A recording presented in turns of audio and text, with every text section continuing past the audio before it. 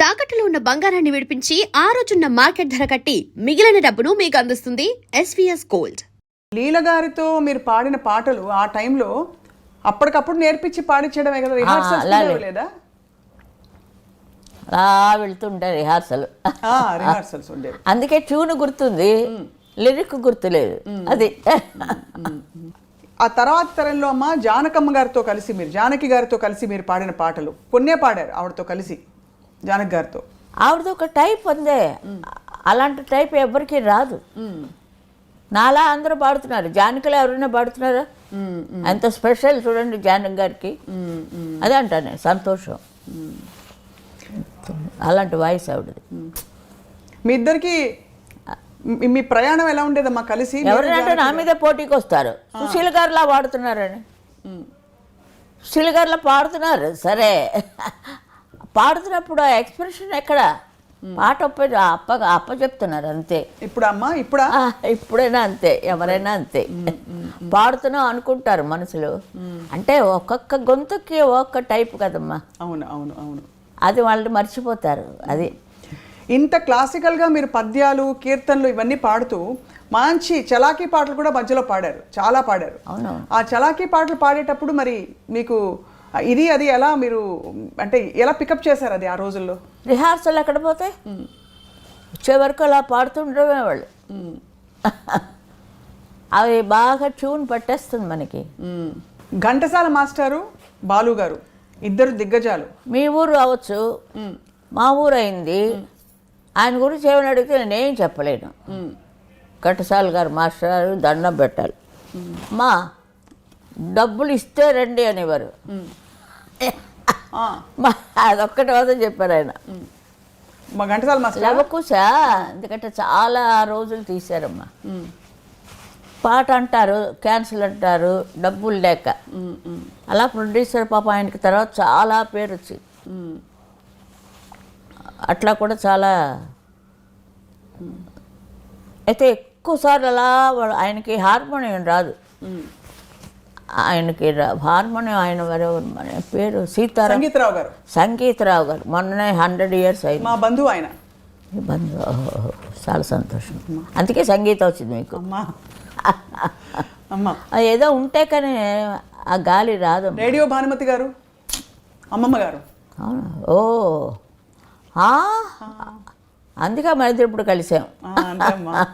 ఇక్కడ radio Chennai Madras all India రేడియోలో నాటకాలు. నేను ఎప్పుడు ఎఫ్ఎం రేడియో వింటాను ఒకటి వేసుకొని. అందులో అన్ని పాటలు కానీ మాటలు కానీ అన్నీ వస్తూ ఉంటాయి. ఆయన పాడమంటే నేను కాదు కాదు సుమ కల కాదు సుమ అది పాడాను. నాకు మామూలు పాటలు రావు, సినిమా పాటలే వచ్చు, అలాగే పాడాను. ఆల్ ఇండియా రేడియో వాళ్ళే మళ్ళీ ముందు వాళ్ళే పిలిచారు. వాళ్ళ దగ్గరే నాకు నేను ఎప్పుడైనా చెప్పినా నాకు ఆల్ ఇండియా రేడియోవే తల్లి అంటాను. కాలు ఫస్ట్ అక్కడ పెట్టాను, అంతే కదండి. మరి వాళ్ళే కదా, ఏ పాట వచ్చినా ముందు ఆల్ ఇండియా రేడియోలో వచ్చేస్తుంది కదా. పిక్చర్ రాకముందు రేడియోలో వచ్చేస్తాయి పాటలు. అదే చాలా ఏటో జీవితం ఉండేది. జీవితం అంతా నేను చూశాను, సినిమా జీవితం చూశాను, ఇంటి జీవితం చూశాను, అన్ని జీవితాలు చూశాను. అమ్మ మీరు పెళ్లి చూపుల్లో పాట పాడారా? గుర్తులేదమ్మా. మీకు పెళ్లి చూపులు జరిగినప్పుడు పాట పాడలేదా డాక్టర్ గారు మిమ్మల్ని చూసినప్పుడు? నా పెళ్ళిళ్ళోనా? మీ పెళ్లి చూపుల్లో మీరు పాట పాడారా? సిల్లీగా. అవునా? స్ట్రైట్గా చెప్తా అంతే. మీరు అంత బిజీ సింగర్గా ఉంటూ అమ్మా ఇంటిని పనిని ఎలా బ్యాలెన్స్ చేశారు? ఇల్లు చూస్తే కదా నేను, తిండి లేదు తిప్పులు లేదు. అక్కడే ఎక్కువ 3 గంటలకు తెల్లవారుజాము 3ంటికి వచ్చేదాన్ని. ఏదో మ్యారేజ్ అయింది పేరుకి, ఆయన ఒక గోడ కట్టాడు అంతే. ఆయన నుంచి నాకు చాలా ఒక హెల్ప్ఫుల్ అయింది. డాక్టర్ కాబట్టి చాలా హెల్ప్ అయింది నాకు. వాయిస్ ఎప్పుడు ఖచ్చితంగానే ఉంటుంది, ఎప్పుడు ఏమి తాగను కదా. అవును, చాలా డిసిప్లిన్డ్గా ఉండేవారా? అవునమ్మా. ఇప్పుడు భోజనం విషయంలో అదంతా బాగానే ఉంది. ఆవకాయ అన్నం తిన్నాను, ఉల్లిపాయ వేసుకొని ఆవకాయనం తినే చదివానంత చదువు. ఆ. మ్మ్. అమ్మ బాలు గారితో మీ ప్రయాణం 2 ముక్కలు చెప్పండి అమ్మా. బాలు గారు మీరు అత్యధికంగా పాటలు పాడారు కాబట్టి బాలు గారు నిజంగా ఇప్పటికీ ఎవరికి అసలు నేను పాడుతున్నప్పుడు నేను సౌందరరాజన్ గారు చాలా లీడులో, మ్మ్. మరి ఎవరు చేశారో మాకు తెలీదు, మాకు తగ్గాయి, ఇద్దరికీ తగ్గాయి పాటలు. మ్మ్. మ్మ్. మ్మ్. అప్పుడు చక్రవర్తి గారు వచ్చారు, మ్మ్. సుశీల గారే పాడాలన్నాడు. మ్మ్. ట్రెండ్ మారిపోయింది, మ్మ్. అందరికీ నేనే, క్లబ్ డ్యాన్స్ దగ్గర నుంచి నేనే. మ్మ్. మళ్ళీ ఒక ఇది వచ్చింది నాకు, ఒక వేవ్, మ్మ్. New wave. అప్పుడు తగ్గినప్పుడు బాధపడేవారా లేకపోతే అంతా భగవత్ చిత్తం అనుకునేవారా? బాధల గీతలు ఏం లేవు. ఏమిలే. అయ్యో ఆ పాట ఆవిడ పాడేసింది, అయ్యో నేను పాడలేదని నాదేం లేదు. మ్మ్. ఆవిడ పాడినది చాలా సంతోషం. ఇప్పుడు జానక్ గారు వచ్చారంటే ఆవిడది ఒక వెరైటీ, మ్మ్. నేను జానక్ గారే పాడాం. మ్మ్. ఆవిడ ఆవిడ ఒక స్పెషల్ వాయిస్ ఆవిడది, మ్మ్. అన్ని రకాలు పాడతారు ఆవిడ. మ్మ్. ఏదో మొగాడు వాయిస్ కూడా పాడిస్తారు, అది ఇంకెవరికి ఛాన్స్ లేకుండా. అన్నిటికీ అలా ఉంది ఛాలెంజ్. అమ్మాయి చాలా గ్రేట్ అది అలా ఉండడం. మ్మ్. ఇప్పుడు వాణి జయరామ్ గారు ఉన్నారు, ఆవిడ సాటు సా అందిందా లేదా చూసుకుంటారు. మ్మ్. మ్మ్. దాన్ని బట్టి మ్మ్.